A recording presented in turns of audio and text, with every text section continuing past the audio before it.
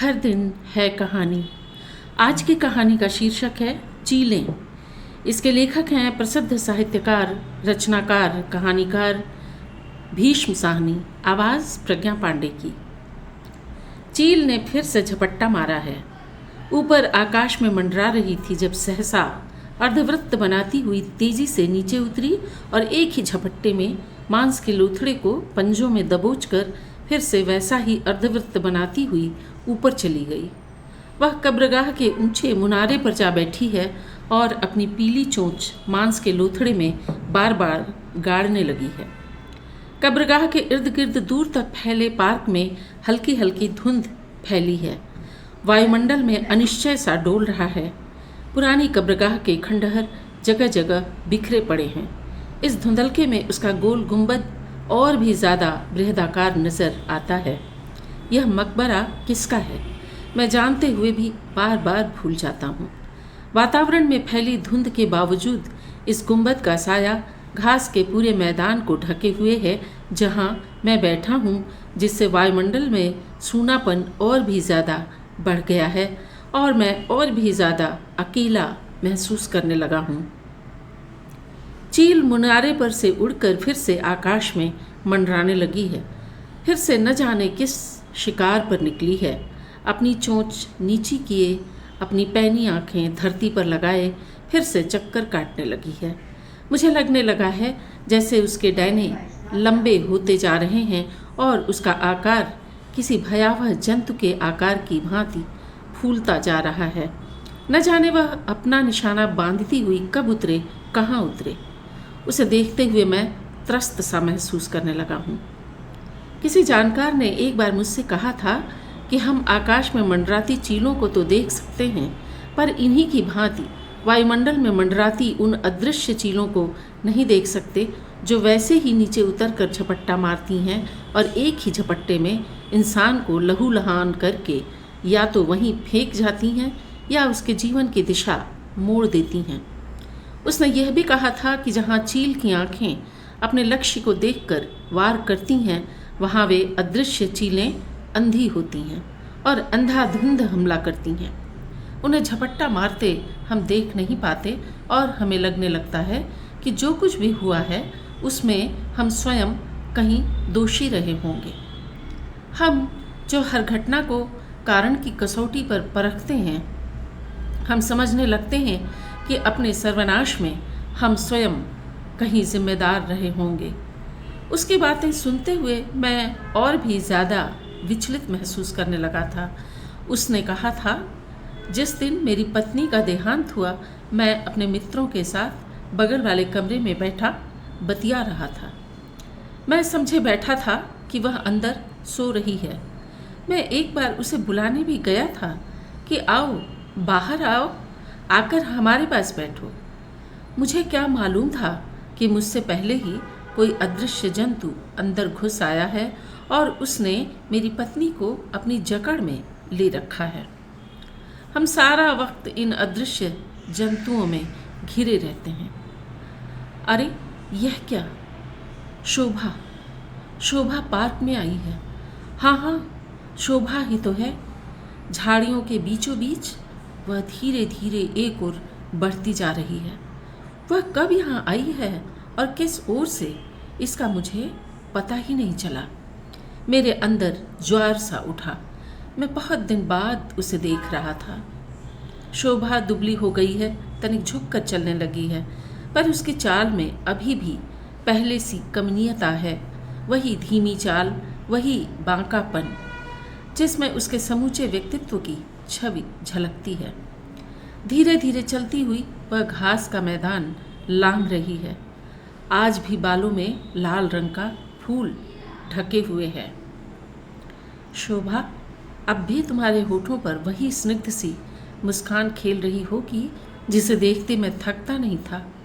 होठों के कोनों में दबी सिमटी मुस्कान, ऐसी मुस्कान तो तभी होठों पर खेल सकती है जब तुम्हारे मन में किन्हीं अलौकिक भावनाओं के फूल खिल रहे हों। मन चाहा भागकर तुम्हारे पास पहुंच जाऊं और पूछूं, शोभा, अब तुम कैसी हो? बीते दिन क्यों कभी लौट कर नहीं आते? पूरा कालखंड न भी आए, एक दिन ही आ जाए, एक घड़ी ही, जब मैं तुम्हें अपने निकट पा सकूं, तुम्हारे समूचे व्यक्तित्व की महक से सराबोर हो सकूं। मैं उठ खड़ा हुआ और उसकी ओर जाने लगा। मैं झाड़ियों पेड़ों के बीच छिपकर आगे बढ़ूंगा ताकि उसकी नज़र मुझ पर न पड़े। मुझे डर था यदि उसने मुझे देख लिया तो वह जैसे तैसे कदम बढ़ाती, लंबे लंबे डग भरती पार्क से बाहर निकल जाएगी। जीवन की यह विडंबना ही है कि जहाँ स्त्री से बढ़कर कोई जीव कोमल नहीं होता, वहाँ स्त्री से बढ़कर कोई जीव निष्ठुर भी नहीं होता। मैं कभी कभी हमारे संबंधों को लेकर क्षुब्ध भी हो उठता हूँ। कई बार तुम्हारी ओर से मेरे आत्मसम्मान को धक्का लग चुका है। हमारे विवाह के कुछ ही समय बाद तुम मुझे इस बात का एहसास कराने लगी थी। यह विवाह तुम्हारी अपेक्षाओं के अनुरूप नहीं हुआ है और तुम्हारी ओर से हमारे आपसी संबंधों में एक प्रकार का ठंडापन आने लगा। पर मैं उन दिनों तुम पर न्यौछावर था, मतवाला बना घूमता था। हमारे बीच किसी बात को लेकर मनमुटाव हो जाता और तुम रूठ जाती तो मैं तुम्हें मनाने की भरसक चेष्टा किया करता, तुम्हें हंसाने की। अपने दोनों कान पकड़ लेता, कहो तो दंडवत लेटकर जमीन पर नाक से लकीरें भी खींच दूं, जीभ निकाल कर बार बार सिर हिलाऊं, और तुम पहले तो मुंह फुलाए मेरी ओर देखती रहती, फिर सहसा खिलखिलाकर हंसने लगती, बिल्कुल बच्चों की तरह, जैसे तुम हंसा करती थी और कहती थी चलो माफ़ कर दिया। और मैं तुम्हें बाहों में भर लेता था। मैं तुम्हारी टुनटुनाती आवाज़ सुनते नहीं थकता था। मेरी आंखें तुम्हारे चेहरे पर, तुम्हारी खिली पेशानी पर लगी रहती और मैं तुम्हारे मन के भाव पढ़ता रहता। स्त्री पुरुष संबंधों में कुछ भी तो स्पष्ट नहीं होता, कुछ भी तो तर्क संगत नहीं होता। भावनाओं के संसार के अपने नियम हैं या शायद कोई भी नियम नहीं। हमारे बीच संबंधों की खाई चौड़ी होती गई, फैलती गई। तुम अक्सर कहने लगी थी मुझे इस शादी में क्या मिला, और मैं जवाब में तुनक कर कहता मैंने कौन से ऐसे अपराध किए हैं कि तुम सारा वक्त मुँह फुलाए रहो और मैं सारा वक्त तुम्हारी दिलजोई करता रहूं। अगर एक साथ रहना तुम्हें फल नहीं रहा था तो पहले ही मुझे छोड़ जाती। तुम मुझे क्यों नहीं छोड़कर चली गई? तब न तो हर आए दिन तुम्हें उलाहने देने पड़ते और ना ही मुझे सुनने पड़ते। अगर गृहस्थी में तुम मेरे साथ घिसटती रही हो तो इसका दोषी मैं नहीं हूँ, स्वयं तुम हो। तुम्हारी बेरुखी मुझे सालती रहती है, फिर भी अपनी जगह अपने को पीड़ित दुखियारी समझती रहती हो। मन हुआ मैं उसके पीछे न जाऊं, लौट आऊं और बेंच पर बैठकर अपने मन को शांत करूं। कैसी मेरी मन स्थिति बन गई है। अपने को कोसता हूँ तो भी व्याकुल, और जो तुम्हें कोसता हूँ तो भी व्याकुल। मेरा सांस फूल रहा था, फिर भी मैं तुम्हारी ओर देखता खड़ा रहा। सारा वक्त तुम्हारा मुंह ताकते रहना, सारा वक्त लीपापोती करते रहना, अपने को हर बात के लिए दोषी ठहराते रहना मेरी बहुत बड़ी भूल थी। पटरी पर से उतर जाने के बाद हमारा गृहस्थ जीवन घिसटने लगा था, पर जहाँ शिकवे शिकायत, खिंचाव, असहिष्णुता नुकीले कंकड़ पत्थरों की तरह हमारी भावनाओं को छीलने काटने लगे थे, वहीं कभी कभी विवाहित जीवन के आरंभिक दिनों जैसी सहज सद्भावना भी हरहराते सागर के बीच किसी झिलमिलाते द्वीप की भांति हमारे जीवन में सुख के कुछ क्षण भी भर देती। पर कुल मिलाकर हमारे आपसी संबंधों में ठंडापन आ गया था। तुम्हारी मुस्कान अपना जादू खो बैठी थी। तुम्हारी खुली पेशानी कभी कभी सकरी लगने लगी थी और जिस तरह बात सुनते हुए तुम सामने की ओर देखती रहती, लगता तुम्हारे पल्ले कुछ भी नहीं पड़ रहा है। नाक नक्श वही थे, अदाएं भी वही थीं, पर उनका जादू गायब हो गया था। जब शोभा आंखें मिचमिचाती है, मैं मन ही मन कहता हूँ तू बड़ी मूर्ख लगती है। मैंने फिर से नज़र उठाकर देखा, शोभा नज़र नहीं आई। क्या वह फिर से पेड़ों झाड़ियों के बीच आंखों से ओझल हो गई है? देर तक उस ओर देखते रहने पर भी जब वह नज़र नहीं आई तो मैं उठ खड़ा हुआ। मुझे लगा जैसे वह वहाँ पर नहीं है। मुझे झटका सा लगा, क्या मैं सपना तो नहीं देख रहा था? क्या शोभा वहाँ पर थी भी या मुझे धोखा हुआ है? मैं देर तक आंखें गाड़े उस ओर देखता रहा जिस ओर वह मुझे नज़र आई थी। सहसा मुझे फिर से उसकी झलक मिली। ऐसा पहली बार नहीं हो रहा था, पहले भी वह आंखों से ओझल होती रहती थी। मुझे फिर से रोमांच सा हो आया। हर बार जब वह आंखों से ओझल हो जाती तो मेरे अंदर उठने वाली तरह तरह की भावनाओं के बावजूद पार्क पर सूनापन सा उतर आता। पर अब की बार उस पर नज़र पड़ते ही मन विचलित सा हो उठा। शोभा पार्क में से निकल जाती तो एक आवेग मेरे अंदर फिर से उठा। उसे मिल पाने के लिए दिल में ऐसी छटपटाहट सी उठी कि सभी शिकवे शिकायत कचरे की भांति उस आवेग में बह से गए। सभी मनमुटाव भूल गए। यह कैसे हुआ कि शोभा फिर से मुझे विवाहित जीवन के पहले दिनों वाली शोभा नज़र आने लगी थी। उसके व्यक्तित्व का सारा आकर्षण फिर से लौट आया था और मेरा दिल फिर से भर भर आया। मन में बार बार यही आवाज़ उठती, मैं तुम्हें खो नहीं सकता, मैं तुम्हें कभी खो नहीं सकता। यह कैसे हुआ कि पहले वाली भावनाएं मेरे अंदर पूरे वेग से फिर से उठने लगी थीं। मैंने फिर से शोभा की ओर कदम बढ़ा दिए। हाँ, एक बार मेरे मन में सवाल ज़रूर उठा, कहीं मैं फिर से अपने को धोखा तो नहीं दे रहा हूँ? क्या मालूम वह फिर से मुझे ठुकरा दे। पर नहीं, मुझे लग रहा था मानो विवाहोपरांत क्लेश और कलह का सारा कालखंड झूठा था, मानो वह कभी था ही नहीं। मैं वर्षों बाद तुम्हें उन्हीं आँखों से देख रहा था जिन आँखों से तुम्हें पहली बार देखा था। मैं फिर से तुम्हें बाहों में भर पाने के लिए आतुर और अधीर हो उठा था। तुम धीरे धीरे झाड़ियों के बीच आगे बढ़ती जा रही थी। तुम पहले की तुलना में दुबला गई थी और मुझे बड़ी निरीह और अकेली सी लग रही थी। अब की बार तुम पर नज़र पड़ते ही मेरे मन का सारा क्षोभ बालू की भीत की भांति भुरभुरा कर गिर गया था।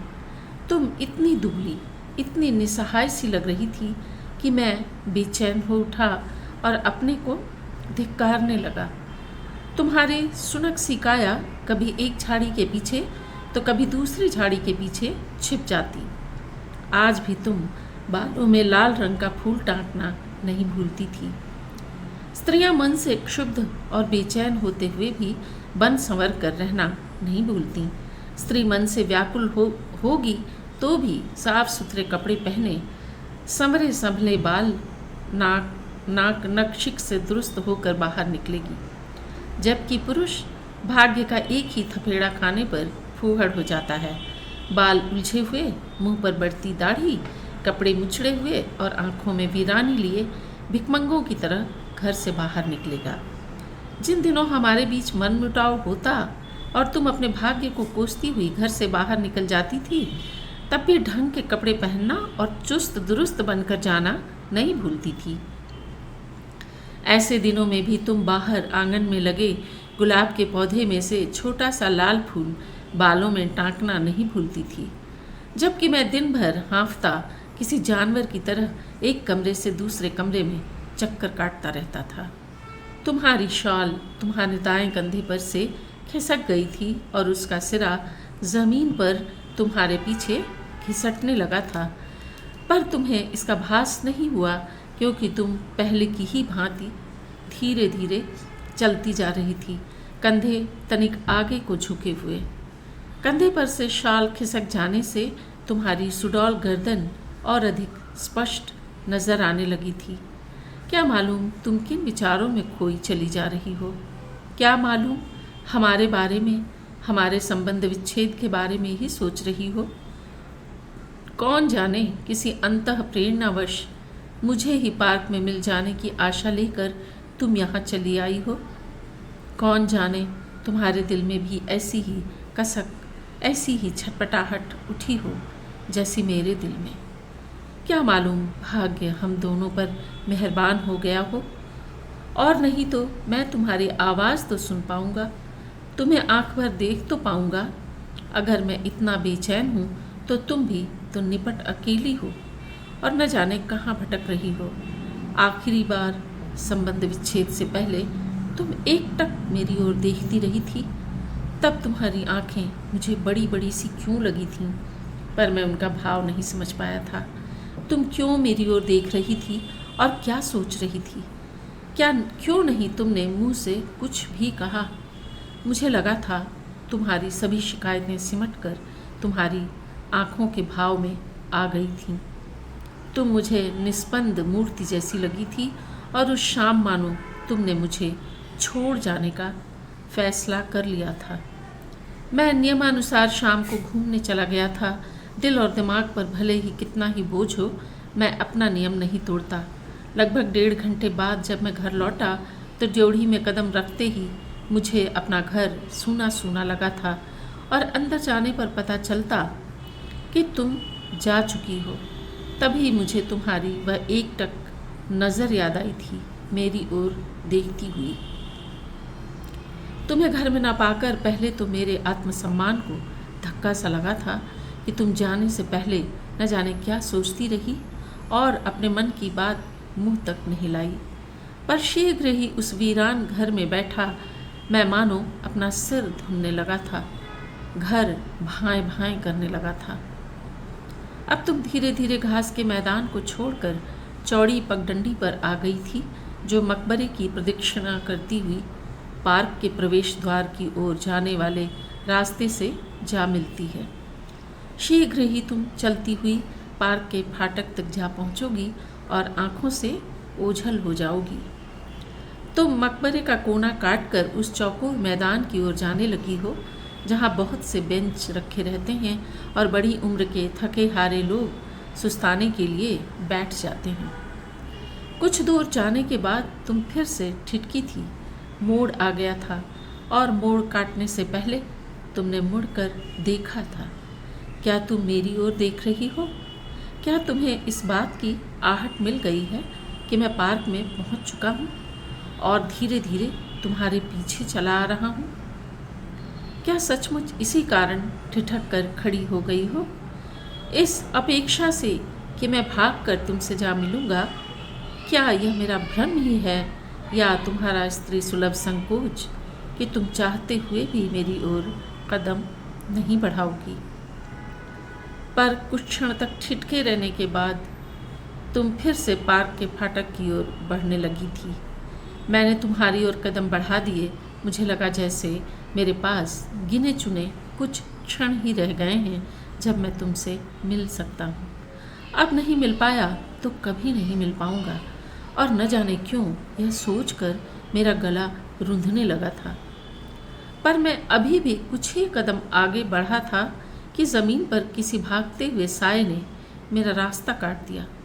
लंबा चौड़ा साया तैरता हुआ सा मेरे रास्ते को काट कर निकल गया था। मैंने नज़र ऊपर उठाई और मेरा दिल बैठ गया। चील हमारे सिर के ऊपर मंडराए जा रही थी। क्या यह चील ही है? पर उसके डैने कितने बड़े हैं और पीली चोंच लंबी आगे को मुड़ी हुई, और उसकी छोटी छोटी पैनी आँखों में भयावह सी चमक है। चील आकाश में हमारे ऊपर चक्कर काटने लगी थी और उसका साया बार बार मेरा रास्ता काट रहा था। हाय, यह कहीं तुम पर न झपट पड़े। मैं बदहवास सा तुम्हारी ओर दौड़ने लगा। मन चाहा चिल्लाकर तुम्हें सावधान कर दूं, पर डैने फैलाए चील को मंडराता देखकर मैं इतना त्रस्त हो उठा था कि मुंह में से शब्द निकल नहीं पा रहे थे। मेरा गला सूख रहा था और पांव बोझिल हो रहे थे। मैं जल्दी तुम तक पहुंचना चाहता था। मुझे लगा जैसे मैं साये को लांघ ही नहीं पा रहा हूँ। चील ज़रूर नीचे आने लगी होगी, जो उसका साया इतना फैलता जा रहा है कि मैं उसे लांघ ही नहीं सकता। मेरे मस्तिष्क में एक ही वाक्य घूम रहा था, कि तुम्हें उस मंडराती चील के बारे में सावधान कर दूं और तुमसे कहूं कि जितनी जल्दी पार्क में से निकल सकती हो निकल जाओ। मेरी सांस धौंकनी की तरह चलने लगी थी और मुंह से एक शब्द भी नहीं फूट पा रहा था। बाहर जाने वाले फाटक से थोड़ा हटकर दाएं हाथ एक ऊंचा सा मुनारा है जिस पर कभी मकबरे की रखवाली करने वाला पहरेदार खड़ा रहता होगा। अब वह मुनार भी टूटी फूटी हालत में है। जिस समय मैं साये को लांघ पाने की भरसक चेष्टा कर रहा था, उस समय मुझे लगा था जैसे तुम चलती हुई उस मुनारे के पीछे जा पहुंची हो। क्षण भर के लिए मैं आश्वस्त सा हो गया था। तुम्हें अपने सिर के ऊपर मंडराते खतरे का आभास हो गया होगा। न भी हुआ हो तो भी तुमने बाहर निकलने का जो रास्ता अपनाया था वह अधिक सुरक्षित था। मैं थक गया था। मेरी सांस बुरी तरह से फूली हुई थी। लाचार मैं उसी मुनारे के निकट एक पत्थर पर हाँफता हुआ बैठ गया। कुछ भी मेरे बस में नहीं रह गया था, पर मैं सोच रहा था कि ज्यों ही तुम मुनारे के पीछे से निकलकर सामने आओगी, मैं चिल्लाकर तुम्हें पार्क में से निकल भागने का आग्रह करूँगा। चील अब भी सिर पर मंडराए जा रही थी। तभी मुझे लगा तुम मुनारे के पीछे से बाहर आई हो। हवा के झोंके से तुम्हारी साड़ी का पल्लू और हवा में अटखेली सी करती हुई तुम सीधा फाटक की ओर बढ़ने लगी हो। शोभा, मैं चिल्लाया, पर तुम बहुत आगे बढ़ चुकी थी, लगभग फाटक के पास पहुंच चुकी थी। तुम्हारी साड़ी का पल्लू अभी भी हवा में फरफरा रहा था। बालों में लाल फूल बड़ा सा खिलखिला रहा था। मैं उठ खड़ा हुआ और जैसे तैसे कदम बढ़ाता हुआ तुम्हारी ओर जाने लगा।